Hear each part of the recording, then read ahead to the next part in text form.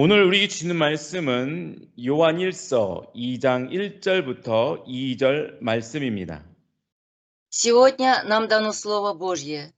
Первое послание Иоанна, 2 глава, с 1 по 2 стих. «Дети мои, сие пишу вам, чтобы вы не согрешали. А если бы кто согрешил, то мы имеем ходатая пред Отцем Иисуса Христа, праведника. Он есть умилостивление за грехи наши, и не только за наши, но и за грехи всего мира. Аминь».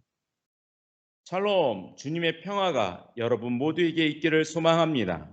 Шалом, да пребудет мир Божий со всеми вами. 요한 사도는 오늘 말씀을 통하여 우리에게 죄를 범하지 않는 길을 알려주고 있습니다. Апостол Иоанн через сегодняшнее слово указывает нам путь для того, чтобы мы не согрешали. 우리 스스로는 죄를 이길 수 있는 방법이 없습니다.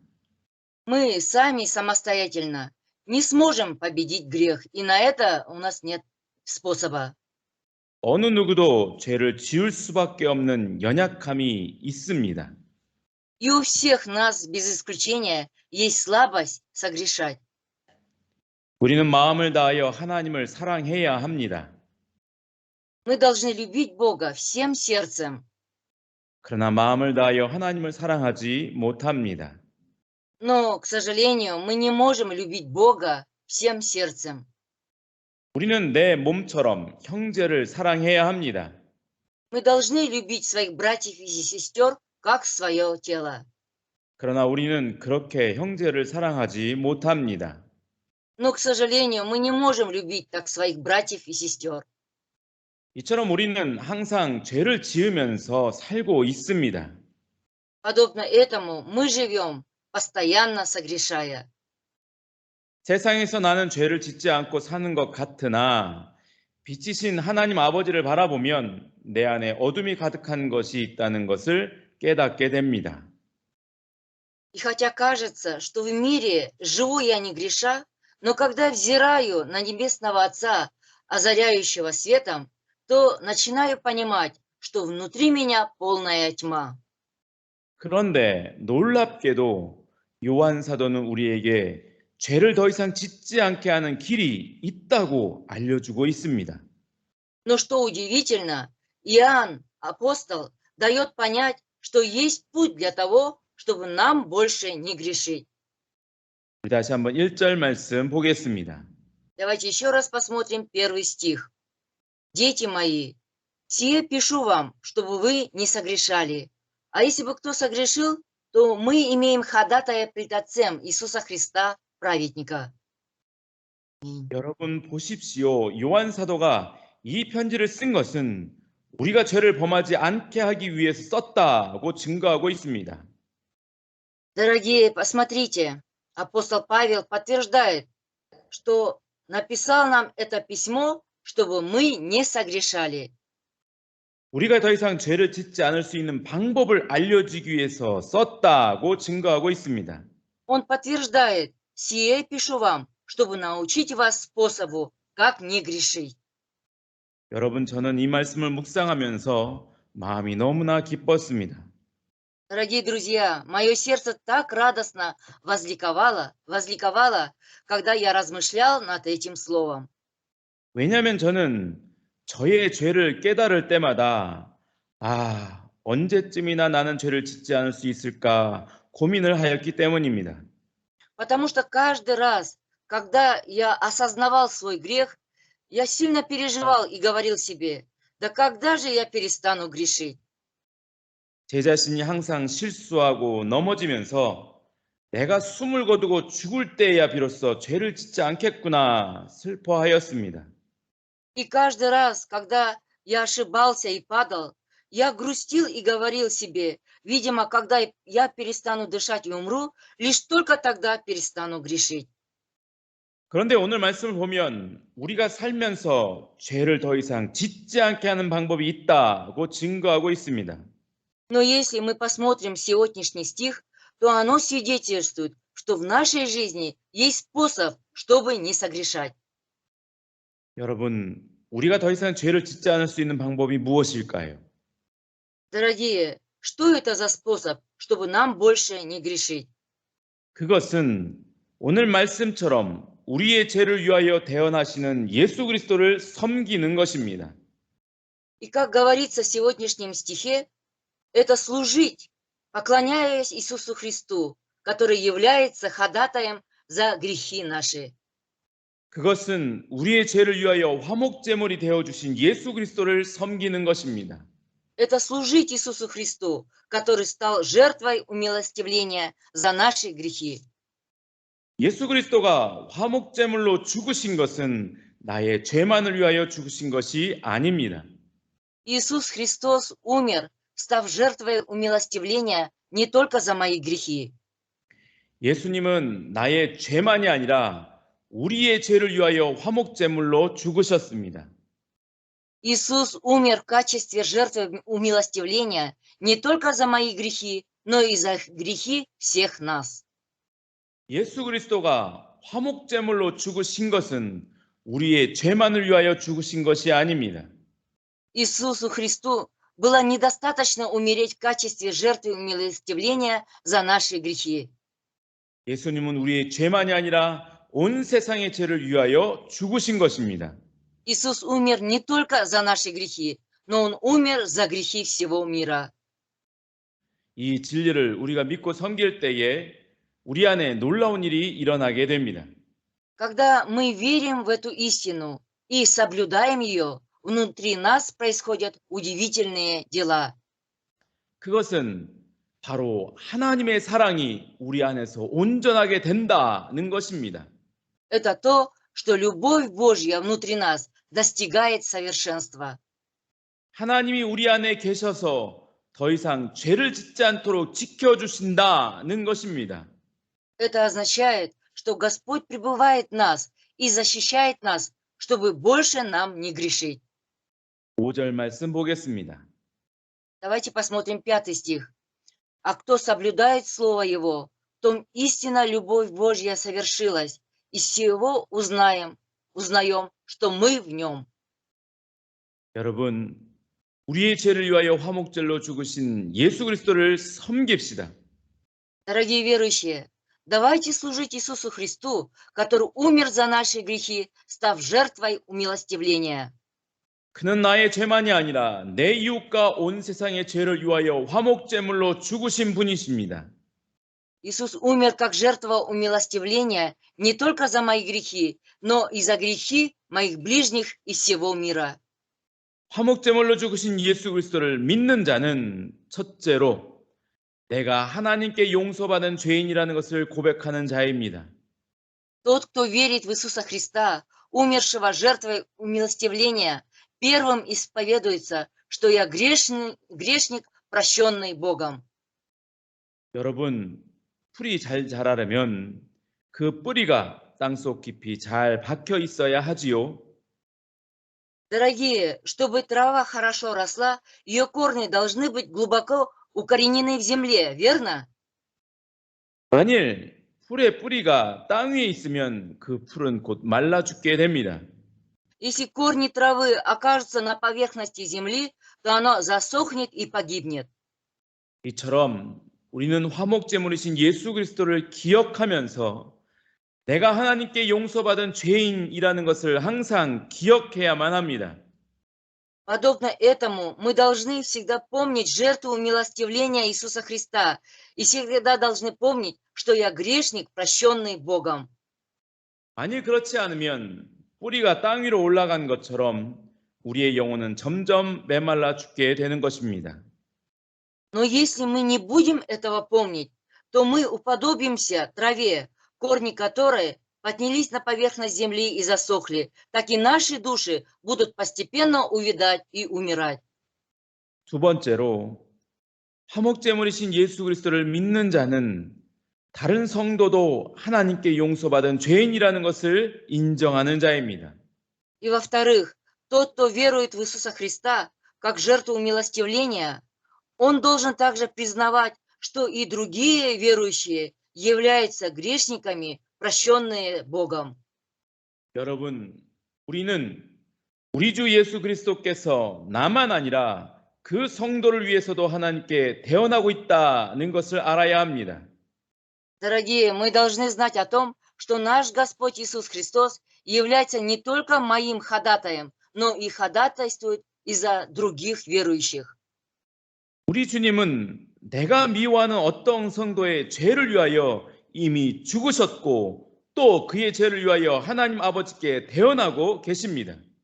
Наш Господь уже умер за грехи верующего, которого я ненавижу, и также является ходатаем за грехи того человека пред Богом Отцом.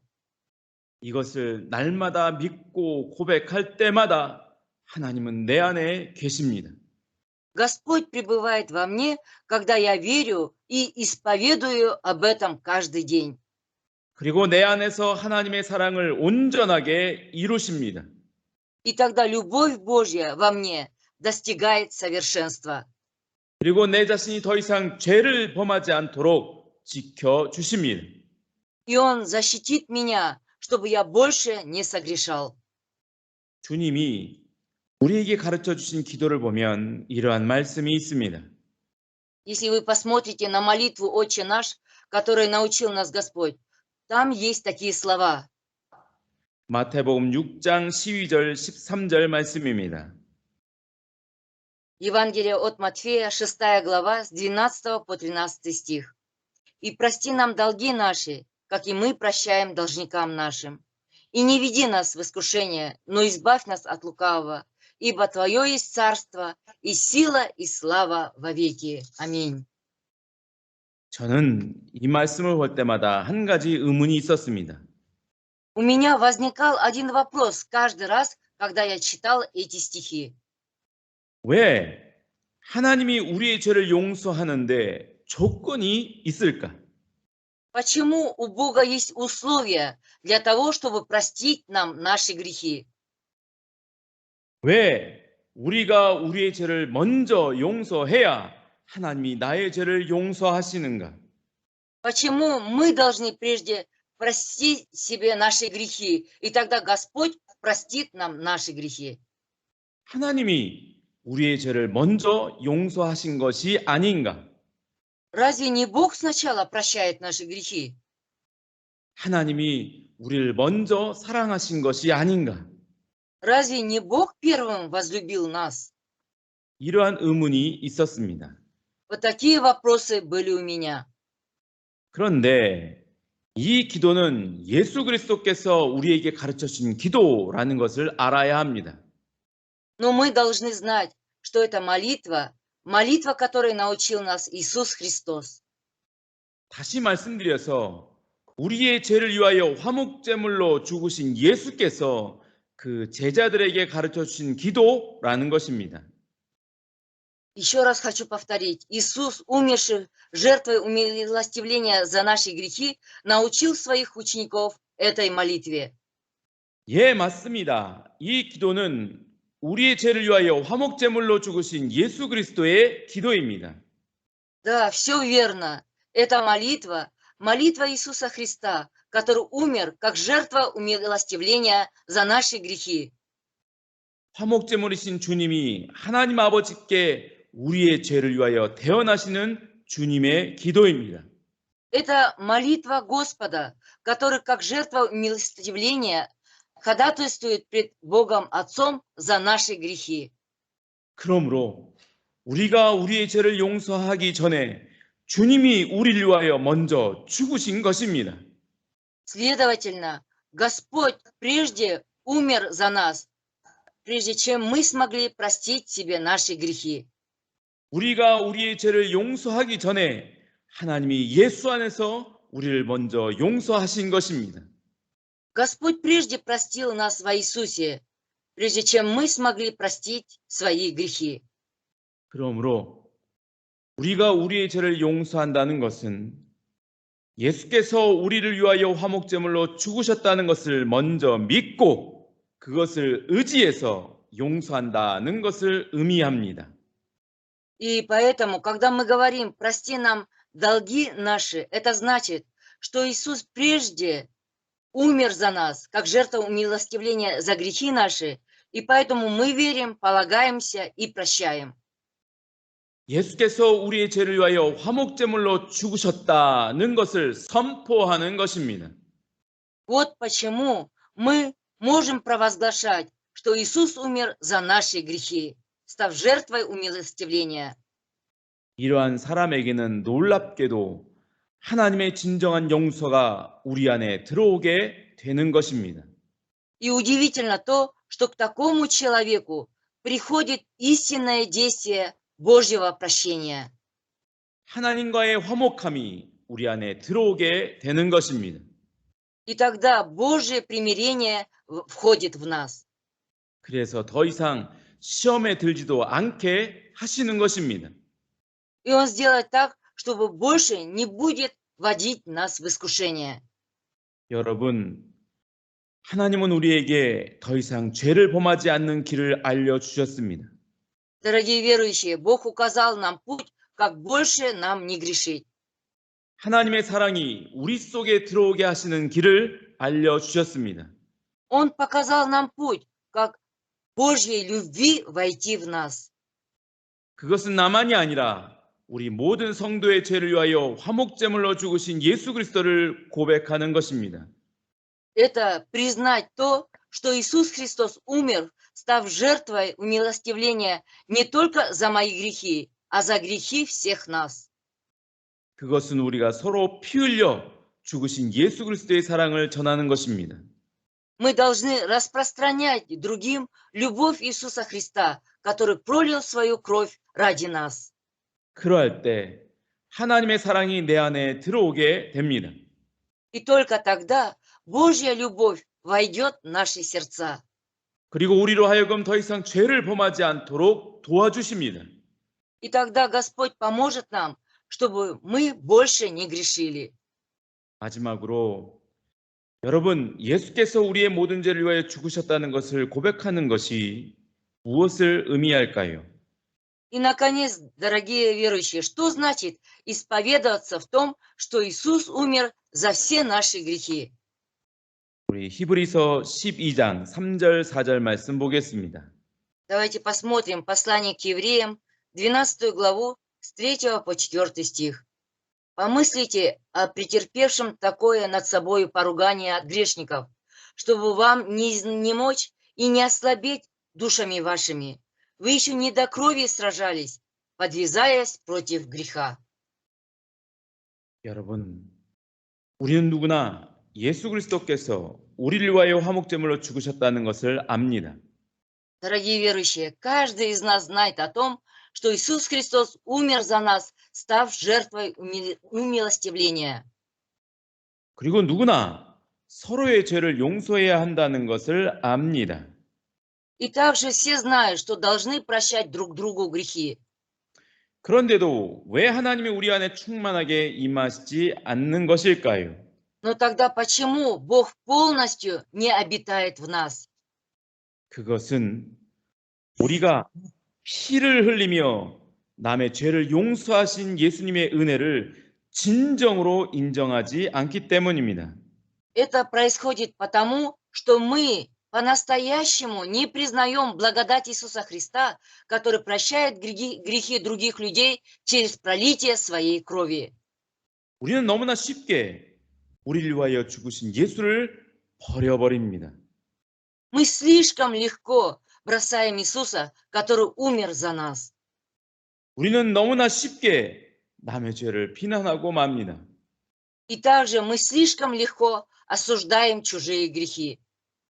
여러분, 히브리서의 말씀 중에 피 흘리기까지 죄와 싸우라는 말씀이 있습니다. Дорогие, в послании к евреям есть такие слова: сражаться до крови против греха. 그것은 주님이 우리의 죄를 용서하기 위하여 피 흘리기까지 싸우신 것처럼 우리도 서로의 죄를 용서하기 위하여 피 흘리기까지 싸워보라는 것입니다. Это означает, как Господь сражался и пролил кровь, чтобы простить наши грехи, так же и мы, для того, чтобы простить грехи друг другу, будем сражаться до крови. 그것은 주님이 죽기까지 우리의 죄를 참으신 것처럼 우리도 서로의 죄를 참기 위하여 죽기까지 싸워보라는 것입니다. Это значит, как Господь до смерти терпел наши грехи, так же и мы, ради того, чтобы терпеть грехи друг друга, будем бороться до смерти. 여러분, 주님이 죄를 용서하기 위하여 어떻게까지 하셨는지를 보십시오. Дорогие, посмотрите, до каких пор боролся Господь ради того, чтобы простить нам грехи. 주님은 우리의 죄를 용서하기 위하여 피 흘려 죽으시기까지 참고 용서하셨습니다. Господь, чтобы простить наши грехи, претерпел и до последней капли крови пролил свою кровь. 우리는 누군가 나를 조금만 힘들게 하면 너무나 쉽게 화목제물로 죽으신 예수를 버립니다. Мы же, когда кто-то создает для нас трудности, очень легко оставляем Иисуса, который умер, став жертвой умилостивления. 우리는 진실로 우리의 죄를 위하여 흘리신 주님의 피와 눈물을 만져야 합니다. Мы должны искренне прикоснуться к крови и слезам Господа, которые были пролиты за наши грехи. 그래서 우리 또한 좀 더 진실한 믿음으로 주님의 용서를 내 이웃에게 전해야 하는 것입니다. И с более искренней верой мы должны распространять прощение Господа нашим ближним. 여러분, 피 흘리며 우리의 죄를 위하여 화목제물로 죽으신 예수를 기억합시다. Дорогие, давайте помнить Иисуса, который пролил кровь за наши грехи и который умер за нас, став жертвой умилостивления. 그리고 지금도 우리의 죄를 위하여 대언하시고 있는 예수님을 바라봅시다. И давайте взирать на Иисуса, который и сейчас ходатайствует за наши грехи. 하나님의 은혜와 사랑이 우리 안에 거하시기를 소망합니다. Пусть пребывает в нас Божья благодать и любовь. 하나님이 서로의 죄를 용서하는 우리 안에서 우리가 더 이상 죄를 범하지 않도록 지켜주실 것입니다. И тогда Господь защитит нас, чтобы у нас, простивших друг друга, грехи больше не оставались. 기도하시겠습니다. Давайте помолимся.